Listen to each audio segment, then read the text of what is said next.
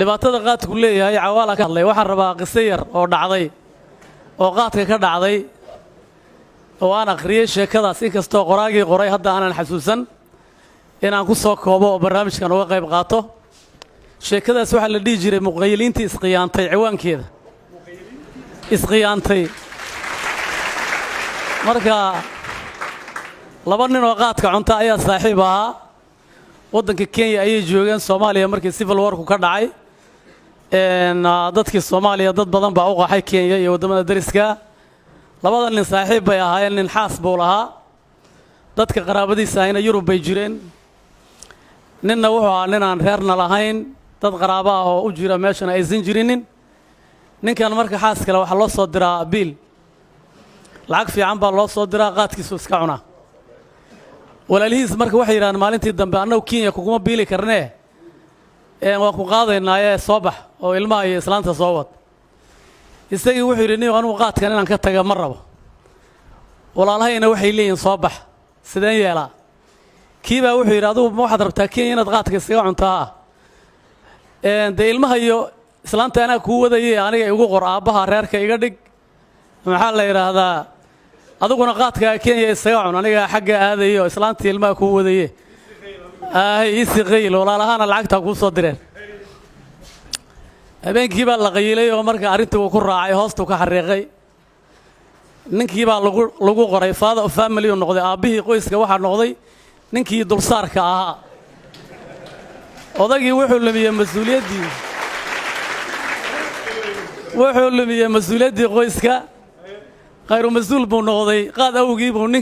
نكي وحو وقد علميسي أبى نكي مركز سداس أيام ماركتي ريسبونسر بيكون بحيين نكي وحو كايستي ريركي سلانتي علمي بو كايستي كينا ماشي باللغتي سو أبيه قيس كأيو يوروب قلي كوي لا شوي وقاعدين وحيرانا كي دقون كا ما ماشي بقاره ناكتي علمي هنا من نبى سو كايستي شيلين كينا ويكا غوستين يوسف دريشين شيلنا ما هي حيلنا ما هي المنا ما هي كان يكتوك صدي ووريري ودقبالي waxaa soo dhan dhibaatadii qaadka u geysatay naagtiina waxay tii warkaas doqonka ma warabnay adigu na guurso aabay noqo adigu reerka aaba ka noqo naagtii ilmihi wala wareeg naagtii ilmihi badninkii sidii uu kula wareeg waxa la yiri ninkii markay tala saa ugu cadaatay talu raadiye waxa la ragta shadeecir waa tulaataa kan labadeed rag buu u tagay wuxuu nimeeyo tacadigaas aan galay arintaas ay ugu dhacday walaalahay telefoonada iga qaban maayaan naagteedii iyo ilmahaygiina nin baa Yurub ku haysta sidaas ay ugu dhacday talaha la iga raadiyo waxay yiraahdeen warinkaar kugu dhacday anna waxa sameeyna ma naqaane Nairobi waxa ka soo raadisaan ninkaas naagta qaraab ahaan ugu dhow waayahay buu yiri wuxuu soo helay hooyadii soo garooba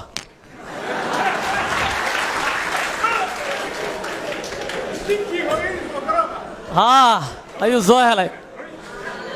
wuxuu yiri nimayo ninkii dhacay hooyadii soo garooba Nairobi joogta maxaan sameeyaa waxa la tala nafkaaga dhow lama arkay habarta guurso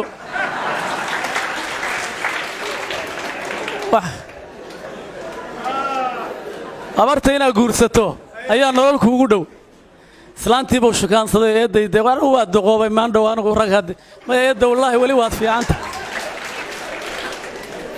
eeday wali waad fiicantahay islaantii soo shukaaminaya islaantii buu guursaday abartii markuu guursaday abartii buu biilka la cunaa kiiba soo biilaya moogta markaas ay tiro hooyo nin baan guursaday si ana ku biilaya waana ku islaanta ka dhacay isagu ma oga markaas uu biilkii u badiyay ninkii dhawartii baa ku soo noqotay nolol buu yeeshay oo waa fiicnaada waa ka foqday laakiin hadda islaantii ilmihi baa ka maqan kaliya wuxuu yiri waagin daba hooyo adii adeerba waa idin qaadayaa oo sharci baan idin xareeyay say tira waayaha uu guuriyo marka bas marka waxa dhacday markaas ay tiri waa nala qaadaya bas sharcigi baa loo xareeyay maalin heblaad ku qorantiin baa la yiri diyaaradda flightka farxadda ninkii ka badatay dhulka la wareegay warna la iskama hayo ninkii ilmihiisa haystaa qaadaya isna kana hooyadii buu qabaa marka waa la qaaday ninkii Yurub markuu galay ayuu wuxuu yiri waxa soo dhaweynaynaa hooyo iyo adeer baan soo dhaweynaynaa inakeen gabadhi xaaskiisa ahayd oo ninkan ka dhacay soo dhaweynaynaa inakeen aeroboortka markii ay la yimid oo diyaaradii jaranjartii inta loo furay laga soo degay buu asagii soo hormaray asagii markuu soo hormaray habartii baa ku xigta markay arkeen ayuu ninkii waa yaabay ninka adeerka la sheegaya waa kuma adeer kale uu ka sii sugaya diyaaradda markaas habartii markii salaantay ayuu yiri hooyo ay tiri adeerna waa kan markaas ninkii iyo islaantii hore oo iyana daalnimada ahayd oo ninkan maaragtay iyaduna markaas waxa weeyaan ka fasaqatay iyo habartii qofba walba waxa ku dhagay hadal ka soo baxa wala waayay naxdin macnaha shock iyo farxad macnaha qosol gariir ay waxa isugu darsamay baa ku dhacay markaas ay tira hadba mid fiirisa marna odayga waxay fiirisaa wiilkeeda marna waxay fiirisaa ninkii la socday war ma haysta marka ala kulli xaal marka waa markii ninkii dalkii galay ba wuxuu yiri dhageyso horta waad khiyaantay macnaha sheekada ciwaankeedu waxay muqayiliintiis khiyaantay waad khiyaantay haddana adeerka baan ahay islaanteeduna adiga kuguma xirna oo tuug baa tahay dan haday ku tahay magaalada ku dhuuma hadda wadanka ku dhex dhuuma tan aanaa qaba hooyadaan aanaa qaba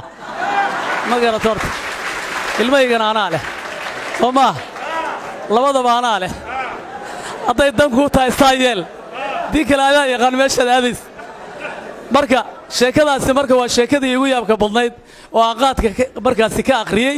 inkastoo aan qoraagii qoray aanan haynin oo aan xusi karin